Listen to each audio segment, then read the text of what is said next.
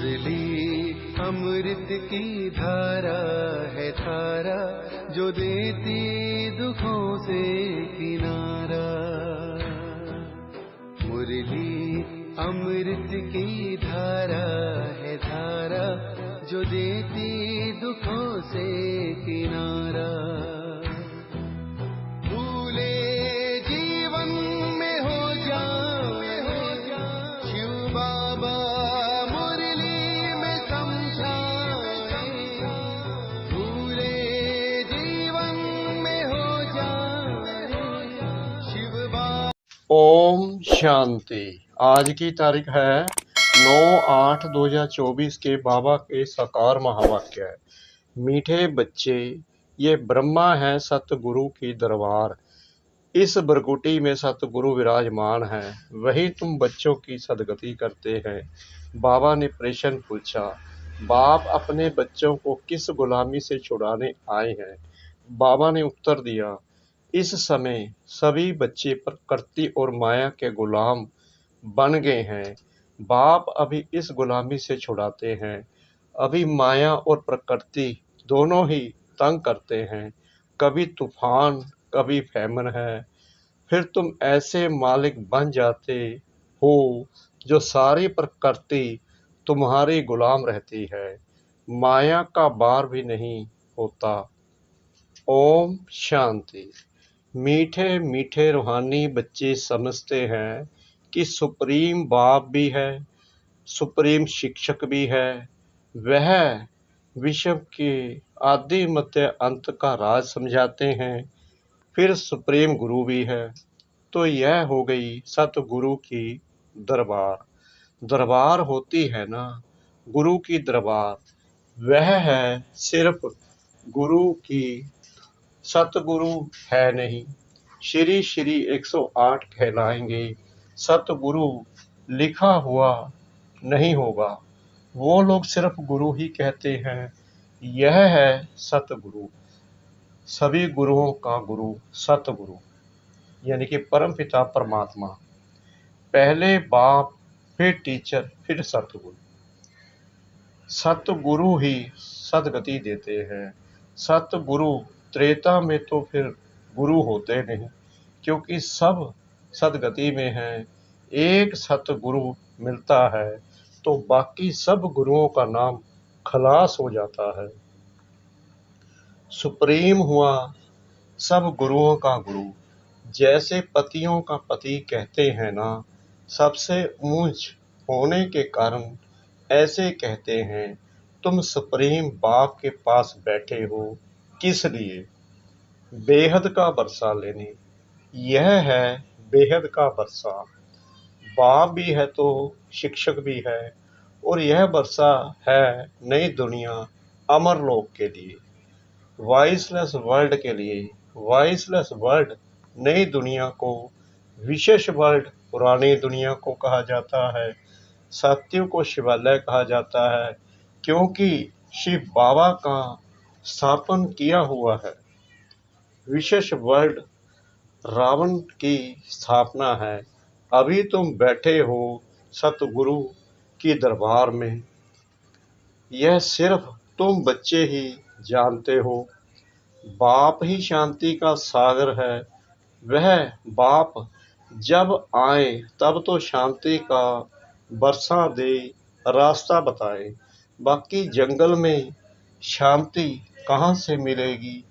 इसलिए हार का मिसाल देते हैं। शांति तो आत्मा के गले का हार है। फिर जब रावण राज्य होता है तब अशांति होती है। उनको तो कहा जाता है सुख धाम, शांति धाम। वहाँ दुख की कोई बात नहीं। महिमा भी सदैव सतगुरु की करते हैं। गुरु की महिमा कभी सुनी नहीं होगी। ज्ञान का सागर वह एक ही बाप है। ऐसे कभी गुरु की महिमा सुनी है नहीं। वह गुरु लोग जगत के पतित पावन हो नहीं सकते। वह तो एक ही निराकार बेहद के बड़े बाबा को कहा जाता है। तुम अभी संगम युग पर खड़े हो। एक तरफ है पतित पुरानी दुनिया, दूसरी तरफ है पावन नई दुनिया। पतित दुनिया में गुरु तो ढेर हैं, आगे तुमको इस संगम युग का पता नहीं था, अब बाप ने समझाया है। यह है पुरुषोत्तम संगम युग, इसके बाद फिर सत्युग आना है। चक्कर फिरता रहता है, यह बुद्धि में याद रहना चाहिए। हम सब भाई भाई हैं, तो बेहद के बाप से वर्षा जरूर मिलता है। यह कोई को पता नहीं, कितने बड़े बड़े पोजीशन वाले मनुष्य हैं, परंतु जानते कुछ नहीं। बाप कहते हैं मैं तो तुम सबकी सदगति करता हूँ। अभी तुम सेंसिबल बने हो, पहले तो कुछ भी पता नहीं था। इन देवताओं के आगे जाकर तुम कहते थे हम सेंसलेस हैं, हमारे में कोई गुण नहीं है, आप तरस करो। अब यह देवताओं के चित्तर तरस करेंगे क्या?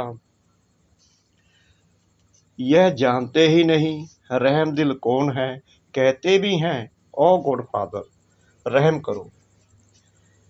कोई भी दुख की बात आती है तो बाप को जरूर याद करते हैं, तभी तो कहते हैं ओ गॉड फादर, यानी परमात्मा को याद करते हैं कि हमें इस दुख के झमेले से निकालो। अभी तुम ऐसे नहीं कहेंगे। बाप तो विचित्र हैं, वह सामने बैठे हैं, तब तो नमस्ते करते हैं। तुम सब हो चित्तरधारी, मैं हूँ विचित्र। मैं कभी चित्तर धारण नहीं करता, मेरे चित्तर का कोई नाम बताओ। बाप पूछ रहे हैं मेरा कोई चित्तर है ही नहीं, बताओ अगर तुम्हें पता है। बस शिव बाबा ही कहेंगे। मैंने यह लोन लिया है, सो भी पुराने ते पुराने जूती, उसमें ही मैं आकर प्रवेश करता हूँ। इस शरीर की महिमा कहाँ करते हैं? यह तो पुराना शरीर है, एडॉप्ट किया है तो महिमा करते हैं क्या? नहीं, यह तो समझाते हैं ऐसे था, अब फिर मेरे द्वारा गोरा बन जाएगा। अब बाप कहते हैं मैं जो सुनाता हूँ उस पर जज करो। अगर मैं राइट हूँ तो राइट को याद करो, उनका ही सुनो, अनराइटियस सुनो ही नहीं। उनको इवल कहा जाता है। टॉक नो इवल, सी नो इवल। इन आंखों से जो कुछ देखते हो इनको भूल जाओ। अभी तो जाना है अपने घर, फिर वापिस अपने सुखधाम में आएंगे। बाकी तो ये सब जैसे कि मरे पड़े हैं, टेम्परेरी है ना। ये पुराने शरीर होंगे ना, ये दुनिया होगी। हम पुरुषार्थ कर रहे हैं नई दुनिया के लिए। फिर वर्ल्ड की हिस्ट्री ज्योग्राफी रिपीट होती है।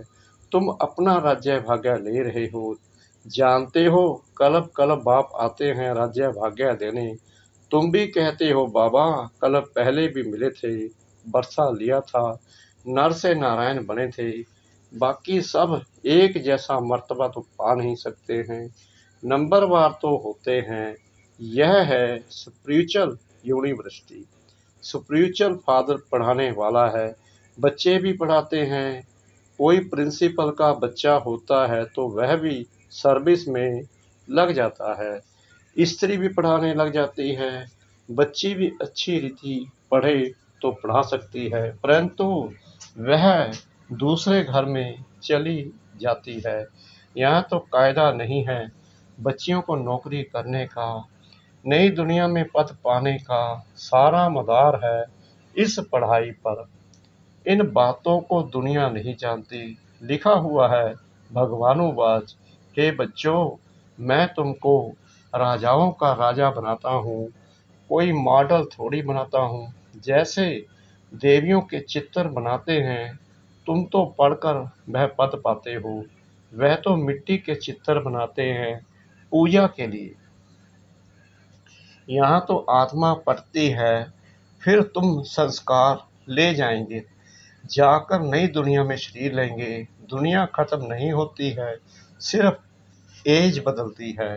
Golden age, silver age, copper age, iron age, 16 कला से 14 कला तो वही चलती रहती है, नई से पुरानी होती है। बाप तुमको राजाओं का राजा बनाते हैं, इस पढ़ाई से और कोई की ताकत नहीं जो ऐसा पढ़ा सके। कितना अच्छी रीति समझाते हैं। फिर पढ़ते पढ़ते माया अपना बना लेती है। फिर भी जितना जितना जो पढ़ा है उस अनुसार वह स्वर्ग में जरूर आएंगे। कमाई जाएगी नहीं। अविनाशी ज्ञान का विनाश नहीं हो सकता। आगे चल आएंगे, जाएंगे कहाँ? एक ही हट्टी है ना, आते रहेंगे। शमशान में जब मनुष्य जाते हैं तो फिर बड़ा वैराग्य आता है। बस यह शरीर ऐसे छोड़ने का है। फिर हम पाप क्यों करें? पाप करते करते हम ऐसे मर जाएंगे। ऐसे ख्यालात आते हैं। उसको कहा जाता है शमशानी वैराग्य। समझते भी हैं जाकर दूसरा शरीर लेंगे, परंतु ज्ञान तो नहीं है ना। यहाँ तो तुम बच्चों को समझाया जाता है। इस समय तुम खास मरने के लिए तैयारी कर रहे हो, क्योंकि यहाँ तो तुम टेम्परेरी हो। पुराना शरीर छोड़ फिर नई दुनिया में जाएंगे। बाप कहते हैं बच्चे, जितना तुम मुझे याद करेंगे उतना पाप कटते जाएंगे। सहज से सहज भी है तो डिफिकल्ट भी है।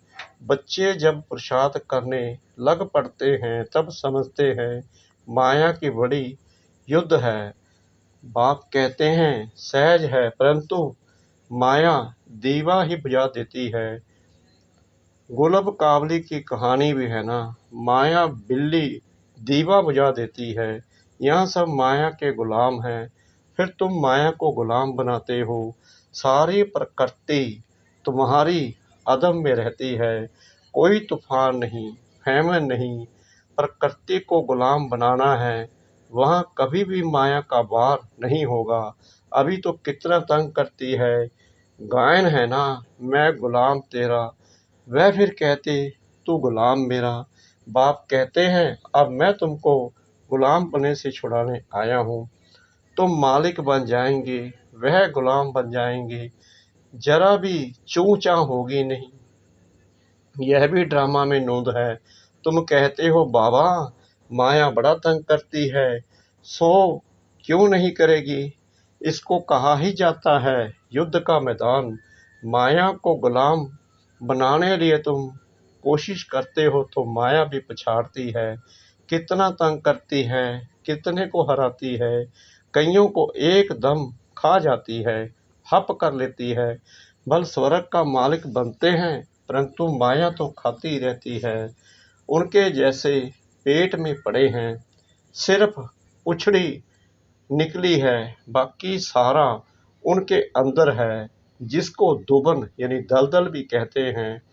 कितने बच्चे दुबन में पड़े हुए हैं, जरा भी याद नहीं कर सकते हैं। जैसे कछुए का भमरी का मिसाल है, ऐसे तुम भी कीड़ों को भूं भूं कर क्या से क्या बना सकते हो। एकदम स्वर्ग का परिजादा सन्यासी भल भमरी का मिसाल देते हैं, परंतु वह कोई भूं भूं कर बदलते थोड़ी हैं। बदली होती है संगम पर। जब भगवान आते हैं, हम लोगों को पढ़ाई पढ़ाते हैं देवता बनाने की। अभी यह संगम युग, तुम शूद्र से ब्राह्मण बने हो तो जो विकास भिकारी मनुष्य हैं उन्हों को तुम ले आते हो। कीड़े में भी कोई भमरी बन जाते हैं, कोई सड़ जाते हैं तो कोई फिर अधूरे रह जाते हैं। बाबा ने यह बहुत देखे हैं। यहाँ भी कोई अच्छी रीति पढ़ते हैं, ज्ञान के पंख जम जाते हैं। कोई को आधा में ही माया पकड़ लेती है तो कच्चे ही रह जाते हैं। तो यह मिसाल भी अभी के हैं। वंडर है ना, भमरी कीड़े को ले आकर आप समान बनाए। यह एक ही है जो आप समान बनाते हैं। दूसरा सर्प का मिसाल देते हैं। सतयुग में बस एक खाल छोड़ दूसरी ले लेते हैं, झट साक्षात्कार होता है। अब शरीर छोड़ने वाले हैं, आत्मा निकल दूसरे गर्म महल में बैठती है। यह भी एक मिसाल देते हैं। गर्म महल में बैठा था, उनको बाहर निकालने दिल नहीं होती थी, फिर भी बाहर आना तो है ही जरूर।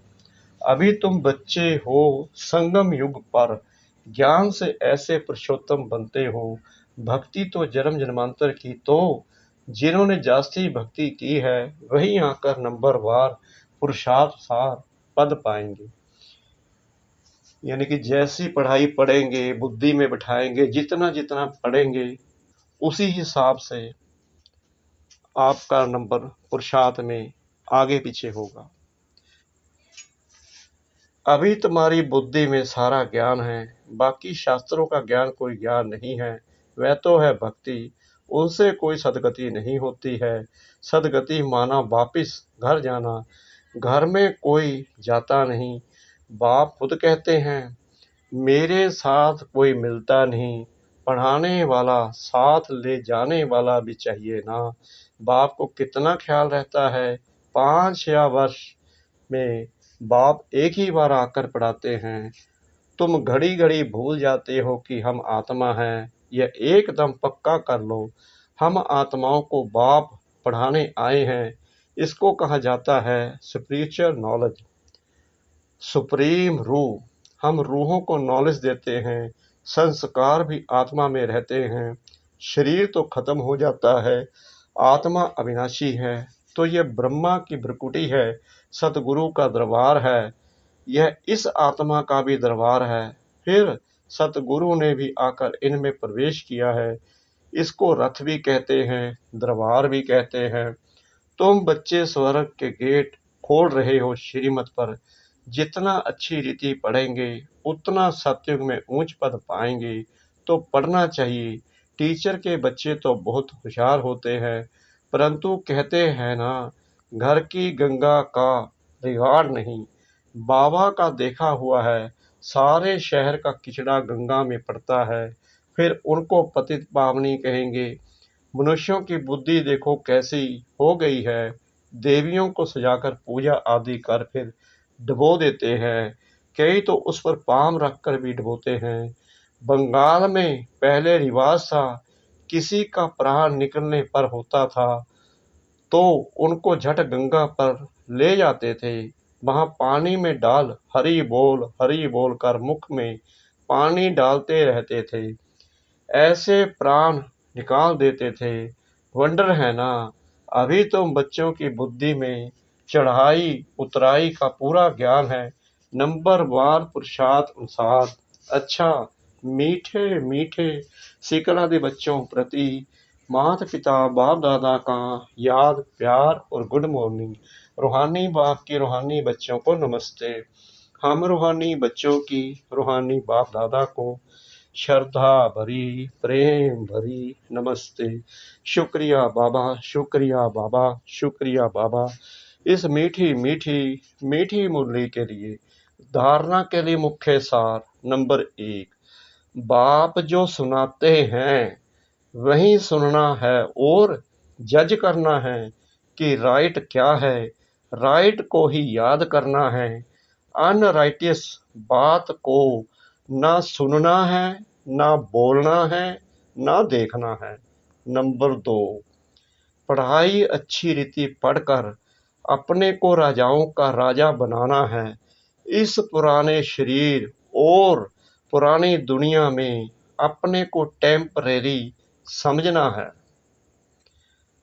मुरली का वरदान सतगुरु परमपिता परमात्मा जी का। एकाग्रता की शक्ति से परवश स्थिति को परिवर्तन करने वाले अधिकारी आत्मा भव। ब्राह्मण अर्थात अधिकारी आत्मा कभी किसी के परवश नहीं हो सकती। अपने कमजोर स्वभाव संस्कार के वश भी नहीं, क्योंकि स्वभाव अर्थात सब प्रति और सर्व के प्रति आत्मिक भाव है, तो कमजोर स्वभाव के वश नहीं हो सकते। और अनादि आदि संस्कारों की स्मृति से कमजोर संस्कार भी सहज परिवर्तन हो जाते हैं।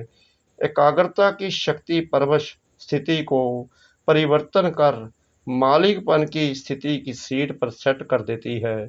स्लोगन, क्रोध ज्ञानी तो आत्मा के लिए महाशत्रु है। क्रोध ज्ञानी तो आत्मा के लिए महाशत्रु है। ओम शांति।